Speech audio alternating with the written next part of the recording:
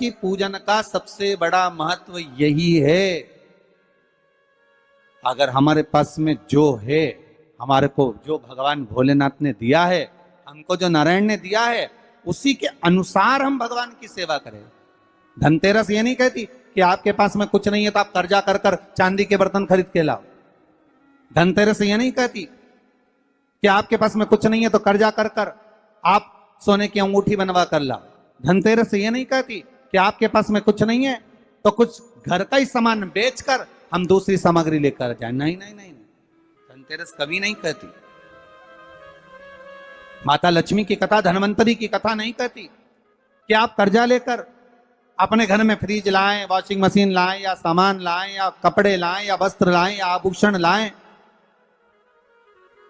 कई लोगों ने धनतेरस के महत्व को बिगाड़ दिया कि हमको धनतेरस के दिन सामान लेकर आना है, चांदी का बर्तन लेकर आना है, ये सामान लेकर आना है, वो सामान लेकर आना। लाओ, मना नहीं है। धनतेरस का दिन ही है, धनवंतरी का दिवस ही है। क्योंकि धनवंतरी देव जब मंथन के समय पर प्रकट हुए थे, महाराज शरद पूर्णिमा के दिन जब मंथन हुआ था तो उसमें चंद्र प्रकट हुए थे। मंथन का क्रम प्रारंभ हुआ। कार्तिक की द्वादशी के दिन जो मंथन हुआ उसमें कामधेनु गाय प्रकट हुई और मंथन प्रकट हुआ।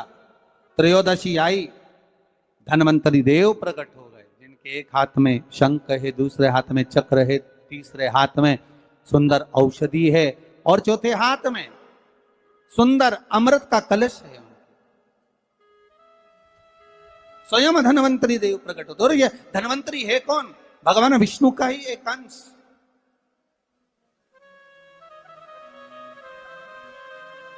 त्रयोदशी को धनवंतरी देव प्रकट हो गए। चतुर्दशी आई, मां कालका प्रकट हो गई। अमावस्या आई, माता लक्ष्मी प्रकट हो गई।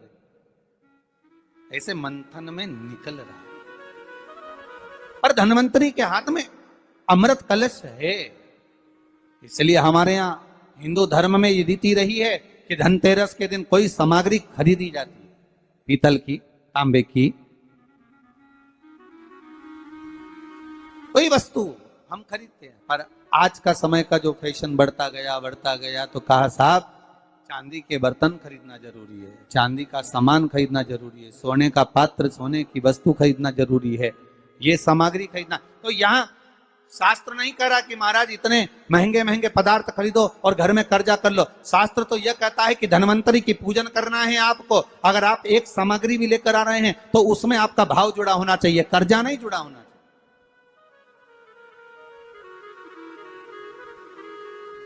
मेरा निवेदन रहेगा घर के बच्चों से भी, घर की माताओं से भी, घर की बहुओं से भी, घर की बेटियों से भी, आपके पिता, आपके घर के बुजुर्ग, आपके घर के बड़े, जिनकी जितनी सामर्थ्यता है और सामर्थ्यता के अनुसार अगर वो आपके यहाँ पर एक तांबे की एक प्लेट भी लाकर दे रहे हैं, तांबे का एक पात्र भी लाकर दे रहे हैं, एक छोटा सा वस्तु भी लाकर दे रहे हैं, तो आप समझना कि धनवंतरी देवता की कृपा हुई है और हमारे घर में आज ये वस्तु प्राप्त हुई, हमारे घर में आज ये वस्तु आई है।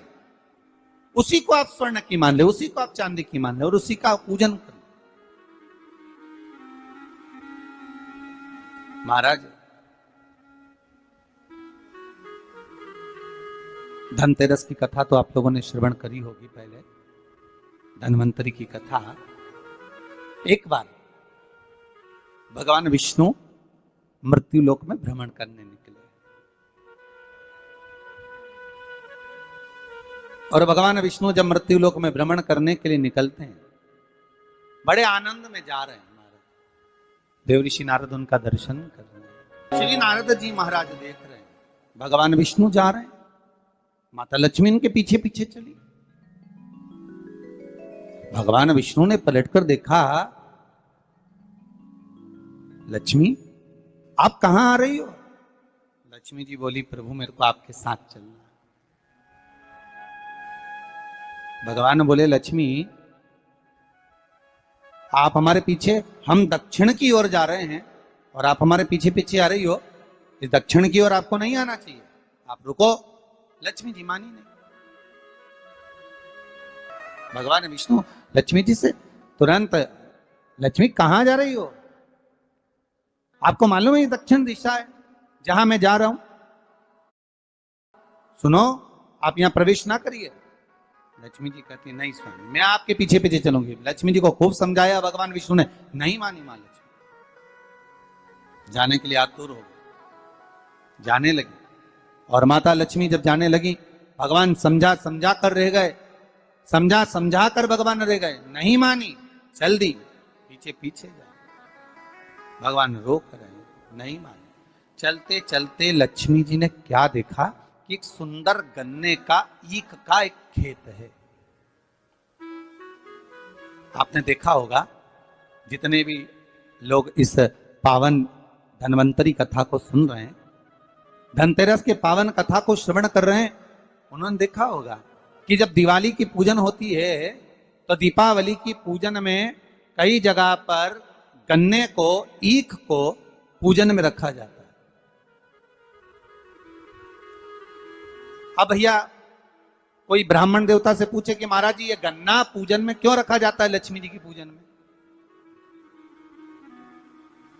आपके बच्चे भी आपसे पूछ सकते हैं, मम्मी ये गन्ने का क्या प्रयोग है, ये ईख का क्या प्रयोग है कि माता लक्ष्मी की पूजन में गन्ना रखा जाए, ईख रखी जाए, इसका प्रयोग क्या? तो वो प्रयोग ये धन्वंतरी की कथा में आ रहा है, ये धनतेरस की कथा में।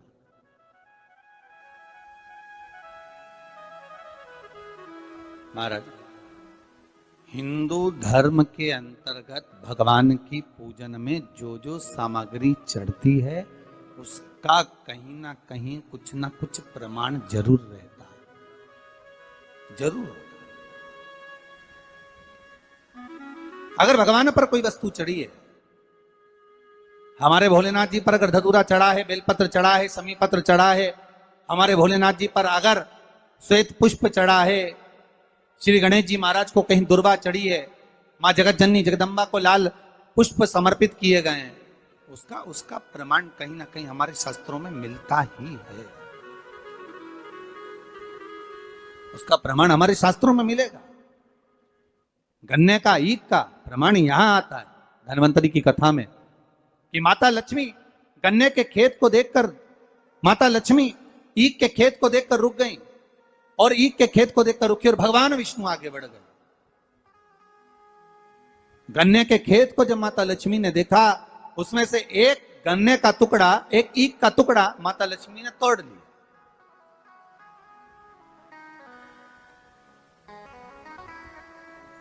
अब जब गन्ने का टुकड़ा तोड़ा, ईख का टुकड़ा जब माता लक्ष्मी ने तोड़ लिया, तब उस गन्ने को तोड़कर माता ने मुख में उसको खाना, चबाना चालू करा।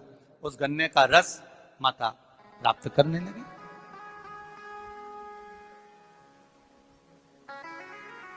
उस गन्ने के रस को, उस शुगर को, गन्ने के उस रस को, ईख के उस रस को माता लक्ष्मी आराम से प्राप्त कर रही हैं और भगवान आगे निकल गए, लक्ष्मी जी रुक गई।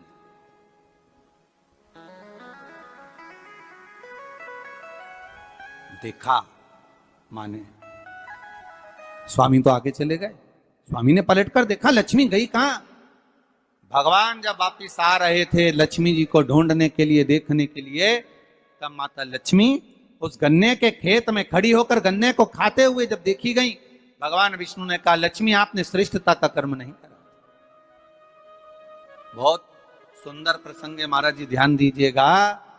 किसी के खेत में चना लग रहा है, किसी के खेत में गन्ना लग रहा है, किसी के खेत में कोई फसल लग रही है, खेत के मालिक से बिना पूछे अगर तोड़ ली जाती है, प्राप्त कर ली जाती है और उसका सेवन कर लिया जाता है, तो उसका भी दोष हमारा हिंदू धर्म बताता है, हमारे शास्त्र बताते हैं कि उसका भी दोष है। पहले भी कथा में कहा, 5 चोरों की कथा कही थी, उसमें वर्णन किया था भगवान को बिना दिए जो खा ले वो भी चोर है, बिना पूछे कोई वस्तु उठा ले वो भी चोर है, किसी के घर में बिना पूछे प्रवेश कर जाए, आपने दरवाजा नहीं बजाया, आवाज नहीं लगाई, बेल नहीं बजाई और आप घर में प्रवेश कर गए, चोर। चौथा, महाराज किसी का सामान रखा था, बिना पूछे उठा लिया गया, रख लिया गया, वो भी एक चोर है। और पांचवा, माता पिता को दिए बिना जो एकांत में अपने कमरे में जाकर खा ले, वो भी चोर है। परमात्मा को दिए बिना, माता पिता को दिए बिना, घर के बुजुर्गों को, घर के बड़ों को दिए बिना भक्षण कर लेना, पा लेना, वो भी चोरी। उन 5 चोर में एक चोर का प्रमाण यहां पर आ जाता है महाराज जी कि किसी के खेत में, किसी के भवन में, किसी के घर में अगर आप प्रवेश कर रहे हो, किसी की कोई वस्तु रखी हुई है, उसको पहले आज्ञा लीजिए, पूछिए क्या हम ये ग्रहण कर सकते हैं, क्या हम ये ले सकते हैं। किसी के घर में प्रवेश कर रहे हो तो पहले आवाज लगाइए, दरवाजा बजाइए, बेल बजाइए, क्या मैं अंदर आ सकता हूं, क्या मैं प्रवेश कर सकता हूं। प्रवेश कर महाराज जब प्रवेश हुआ, लक्ष्मी जी ने गन्ने को तोड़ा, लक्ष्मी जी ने गन्ने को तोड़ा, खाया ईख को, देखा भगवान नारायण को बड़ा क्रोध आया। नारायण बोले, ए लक्ष्मी तुम क्या कर रही हो? तुमने क्या खेत के मालिक से, किसान से पूछा?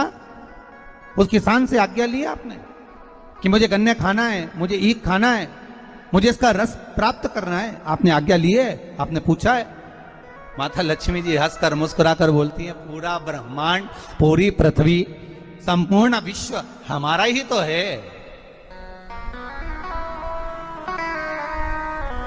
ये संपूर्ण ब्रह्मांड, संपूर्ण विश्व हमारा ही तो है। हम पूछें और हम आज्ञा लें तब प्रवेश करें, ये नहीं हो सकता। भगवान को क्रोध आ गया। भगवान ने कह दिया, लक्ष्मी तुमने इस किसान के घर में उसके बिना पूछे गन्ने को तोड़कर, ईख को तोड़कर तुमने उसका रस लिया है। 12 वर्ष तक तुम्हें किसान के घर में रहकर किसान की सेवा करना पड़ा। 12 वर्ष तक आप उस घर में प्रवेश कर रहिए और उनके यहां सेवा करिए। मुझसे गलती हो गई, आप अपने चरणों से मुझे दूर ना करिए। भगवान कहते हैं, सुनो लक्ष्मी, तुम्हें 12 वर्ष तक उस किसान के घर में, उस किसान के खेत में रहना ही पड़ेगा, रहना ही पड़ेगा। आपको किसान के खेत में जाना, ठीक है। लक्ष्मी जी रह रही हैं, किसान के यहाँ सेवा कर रही हैं। ऐसी रही लक्ष्मी मैया कि किसान के घर में धन, वैभव, सत्ता, प्रतिष्ठा सब मिल गई, सब कुछ आ गया किसान के घर में, सब कुछ। अब एक दिन 12 वर्ष जब पूर्ण हो गए, भगवान लक्ष्मी जी को ढूंढने के लिए निकले। लक्ष्मी जी से कहा, चलो आ जाओ। अब तो किसान को लगा कि मेरे घर में ये बूढ़ी माँ जब से रह रही है, तब से हमारे घर में वैभव ही वैभव, अब इसको कौन जाने देगा। आपके घर में कोई ऐसा व्यक्ति आ जाए जिसके चरण पड़ते से ही आपके यहाँ खूब वैभव, धन, सत्ता सब कुछ प्राप्त हो जाए, तो आप में से कितने लोग हैं जो उनको वापिस जाने दोगे, निकलने दोगे, वापिस जाने दोगे? हो ही नहीं जाने।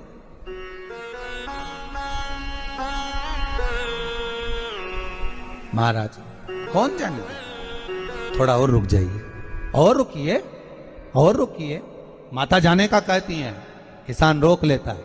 एक दिन भगवान विष्णु ही आ गए उस किसान के घर पर, और भगवान नारायण किसान के घर पर पहुंचे और पहुंचकर कहा, अब हमको, ये लक्ष्मी है, हमें जाना है, आप हमको जाने दीजिए।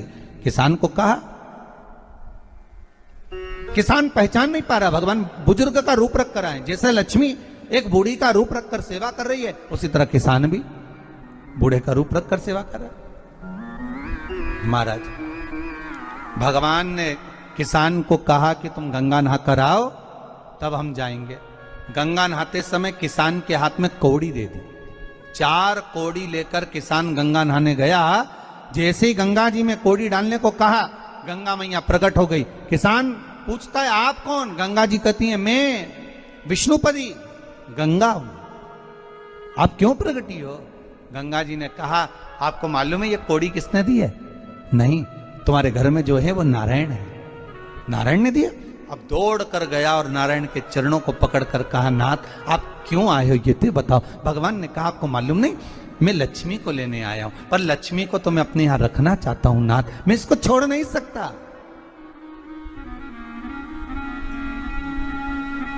मैं लक्ष्मी जी को छोड़ नहीं सकता, मैं इनको लेकर जाऊं। किसान रोने लगा। तब भगवान नारायण ने धनतेरस की पूजन का महत्व समझाया। तब भगवान ने धनतेरस की पूजन का महत्व समझाया। सुनो किसान, मृत्यु लोक में रहने वाला मानव अगर धनवंतरी की पूजन करता है, धनतेरस के दिन कार्तिक महीने में पड़ने वाली सुंदर त्रयोदशी तिथि को जो धनवंतरी की पूजन करेगा, उसके घर से लक्ष्मी कभी बाहर नहीं जाएगी। नारायण जैसे बोले तो किसान तुरंत प्रसन्न हो गया। प्रभु प्रभु आप मुझे वो उपाय, आप मुझे वो पूजा का प्रयोग, आप मुझे वो महत्व उस धनवंतरी पूजन का, उस धनतेरस की पूजन का बता दीजिए, जिससे मेरा कल्याण हो जाए, जिससे मेरा उद्धार हो। भगवान विष्णु बोले, किसान सुनो, ये धनवंतरी मेरा ही एक अंश होता है। जैसे मेरे हाथ में शंख चक्र गदा पद्म सब धारण करा हुआ हूं, उसी तरह धनवंतरी का स्वरूप का यदि आप दर्शन करेंगे, आप धनवंतरी के चित्र का अगर दर्शन करेंगे, तो एक हाथ में उनके भी चक्र है, एक हाथ में उनके शंख है, एक हाथ में उनके औषधि है, एक हाथ में उन्हें अमृत का कलश है, और भगवान स्वयं नारायण का अंश प्रकट हो रहा है। बोल धनवंतरी भगवान की, धनवंतरी भगवान की। कहते हैं धनवंतरी भगवान का प्रागट्य जब हुआ था, तो भगवान शंकर ने धनवंतरी देव को देखकर कहा, वाह रे प्रभु वाह, क्या सुंदर स्वरूप धारण कर आए हो प्रभु। जब मेरे लिए विष लेकर आए थे तब एक आनंद दूसरा था, पर आज अमृत लेकर आए हो, उसका आनंद दूसरा है। बहुत अलग अलग बातें महाराज। शिव महापुराण की कथा कहती है, दो तरह की वाणी होती है, एक में आपने क्रोध कर दिया, आप शब्द कह दिया, ताना दे दिया, गालियां दे दी, और एक शब्द अमृत का मीठा बोल दिए, प्रेम की वाणी बोल दी, उसका एक आनंद दूसरा है, उसका एक संबोधन दूसरा है। एक विष लेकर आ रहा है, एक अमृत लेकर आ रहा है। शिव जी कहते हैं जो अमृत लेकर आ रहा है उसका आनंद ही दूसरा है, उसके चेहरे की चमक ही दूसरी है। भगवान विष्णु कहते हैं, सुनो किसान, मैं आपको धनवंतरी पूजन का विधान बताता हूं। भगवान कहते हैं, किसान सुंदर कृष्ण पक्ष की त्रयोदशी को कार्तिक के महीने में धनवंतरी देव का पूजन, धनतेरस का पूजन माना जाता है। सुनो किसान, एक सुंदर भूमि पर देसी गाय का गोबर से लीपन कर कर, अगर गाय का गोबर ना मिले, सुंदर जल से लीपन कर कर वहां एक सुंदर चौक को पूर कर, आप सभी को ज्ञात होगा कि चौक पूरने में रंगोली का प्रयोग नहीं होता। आप लोगों को मालूम होगा चौक पूरने में आटा और हल्दी का प्रयोग होता है। काय का प्रयोग होता है? आटे और हल्दी का प्रयोग। आटे हल्दी का प्रयोग क्यों होता है? क्योंकि आटा समृद्धि को बढ़ाता है, लक्ष्मी वैभव को बढ़ाने वाली हल्दी होती है। इसलिए जब चौक पूरा जाता है भूमि पर, तो चौक पूरते समय आटा हल्दी का प्रयोग करते हैं। थोड़ा सा चावल का दाना या गेहूं का दाना रख दिया जाता है, उसके ऊपर एक सुंदर चौकी, एक चौरंग, एक पाटा रख दिया जाता है। भगवान विष्णु बता रहे हैं किसान को धनतेरस के पूजन का वर्णन, और जो भगवान विष्णु ने बताया है वही पूजन का वर्णन आप लोग श्रवण कर रहे हैं। आज धनतेरस है, आज धनतेरस का प्रयोग कर पूजन करें, और शिव महापुराण के इस भाव को, विष्णु पुराण के इस भाव को, स्कंद पुराण के इस भाव को आप धारण करें, और जो विधान भगवान विष्णु बता रहे हैं उसके हिसाब से, उसके अनुसार आप लक्ष्मी का पूजन, धनतेरस का पूजन करें। चौकी लगाएं, चौरंग लगाएं, पाटा लगाएं, उस पाटे पर एक सुंदर लाल वस्त्र धारण करा दें, लाल वस्त्र बिछा दें।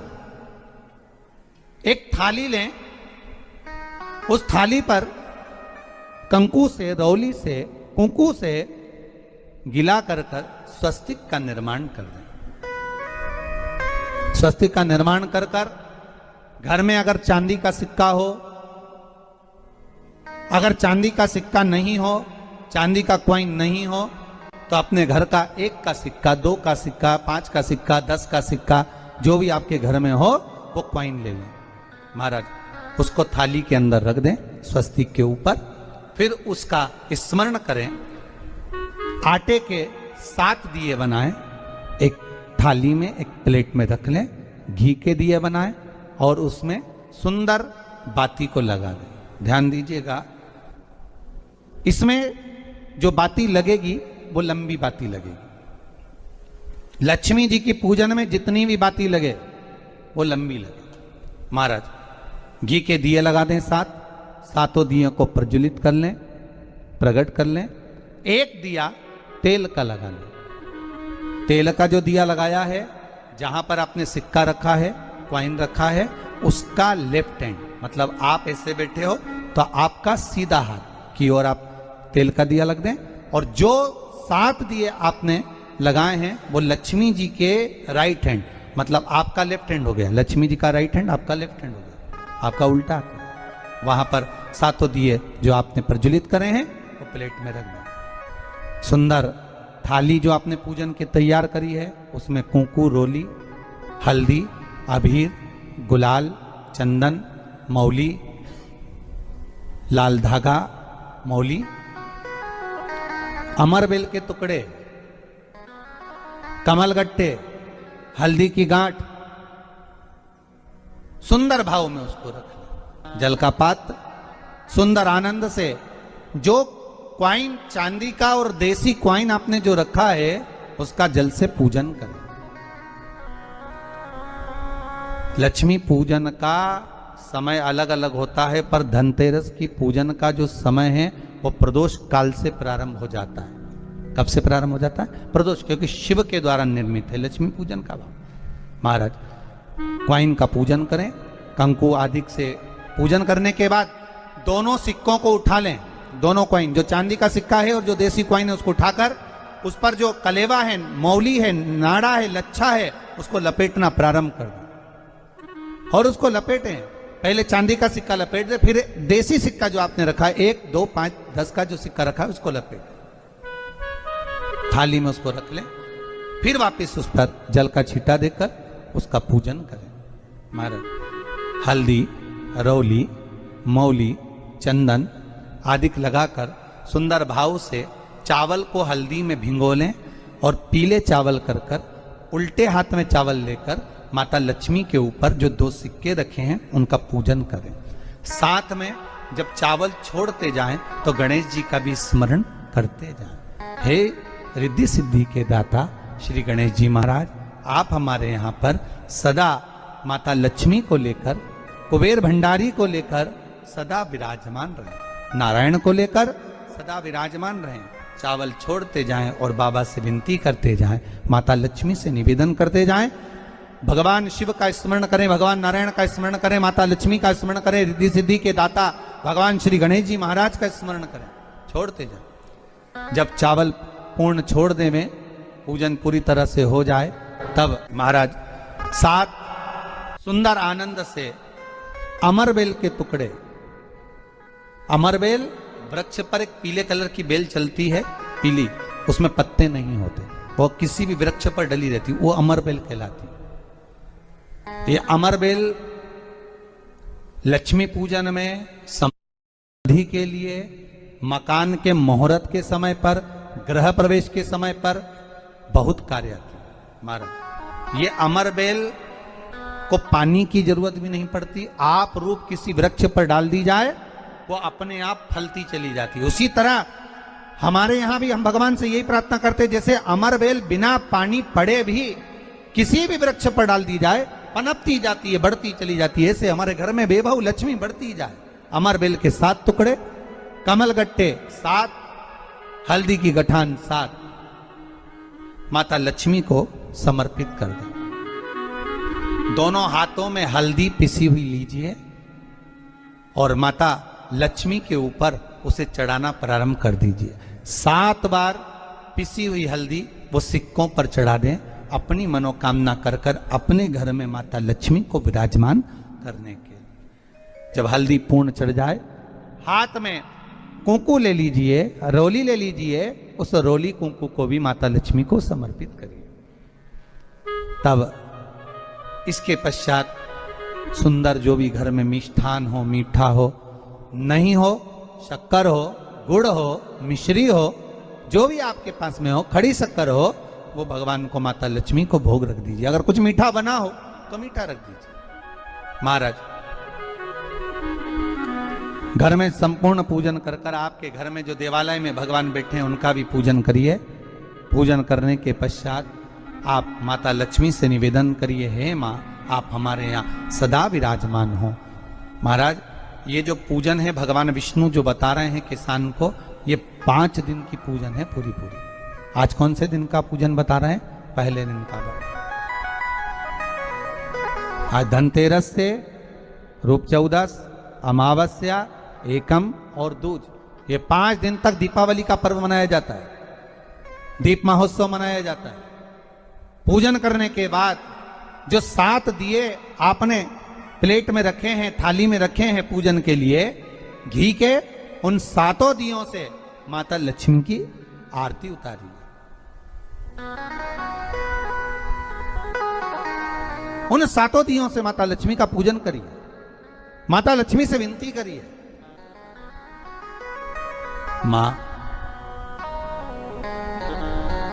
हम आपके पुत्र हैं, मां आप हमारे घर का रास्ता भूल गई हो, मां बहुत कष्ट है, बहुत दुखी है मां। पर भगवान शिव पर विश्वास कर कर, कुबेर भंडारी पर, कुबेरेश्वर महादेव पर विश्वास कर कर, भगवान नारायण के सुंदर प्रसंगों पर विश्वास कर कर, मां भगवान शंकर का अनुमोदन कर कर, हे मां आप हमारे घर में विराजमान हो, मां आप हमारे मार्ग को, हमारे घर को, हमारे घर के रास्ते को, हमारे घर के द्वार को आप भूल गई हो मां। हे बेबहू लक्ष्मी, हे धन लक्ष्मी, हे संतान लक्ष्मी, हे मां लक्ष्मी, हे धान्य लक्ष्मी, आप हमारे घर में विराजमान। 7 दीप जो प्रज्वलित करे हैं उससे माता की आरती उतारिए। फिर माता को झोली पसार कर प्रणाम कर कर भूमि पर नमन करो। जब झोली पसार कर प्रणाम करें, झोली को अपनी ओर गिरा लें और माता को नमन कर कर जो 7 दिए आपने लगाए हैं, उन 7 दिए को अलग अलग स्थान पर ले जाकर, जैसे घर के हॉल में, एक रसोई घर में, एक जहां पर आप लक्ष्मी रखते हो उस स्थान पर, एक घर के द्वार के पास में, एक तुलसी के क्यारे के पास में, ऐसे अलग अलग 7 स्थान पर उन दीप को रख दिया जाए। महाराज एक भगवान का जहां पूजन हुआ है, लक्ष्मी की जहां आराधना करी, एक दीप वहां पर भी रखा जाए। जो तेल का दिया लग रहा है उसके पास में, फिर कहेंगे तेल का दिया माता लक्ष्मी के उल्टे हाथ पर और घी का दिया माता लक्ष्मी के सीधे हाथ पर।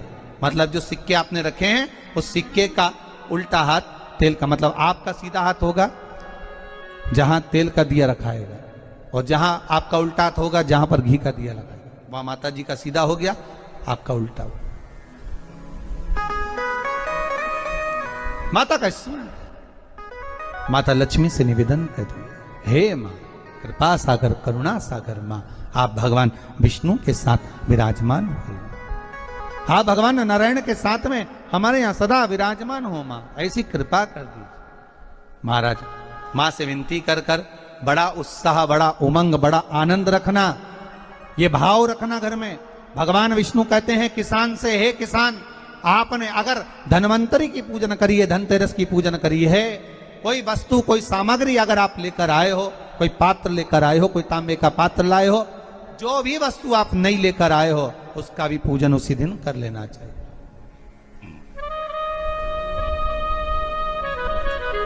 उसका भी पूजन कर लेना चाहिए। बड़ा भाव रखकर भगवान विष्णु ने किसान को बताया। बड़ा किसान सुनकर बड़ा प्रसन्न हुआ। नारायण प्रभु, क्या मां फिर मेरे घर में रहेगी? भगवान कहते हैं, सुनो किसान, ये लक्ष्मी, अगर आप धनवंतरी का पूजन करते हो, धनतेरस का पूजन सुंदर कार्तिक के महीने की कृष्ण पक्ष की त्रयोदशी को अगर आप कर रहे हो, तो ये लक्ष्मी भले मेरे साथ बैकुंठ में जाकर रहे, पर लक्ष्मी का एक अंश तुम्हारे घर से कभी नहीं जाएगा, वो सदा विराजमान रहेगा। ऐसी है मां धन्वंतरी की पूजन।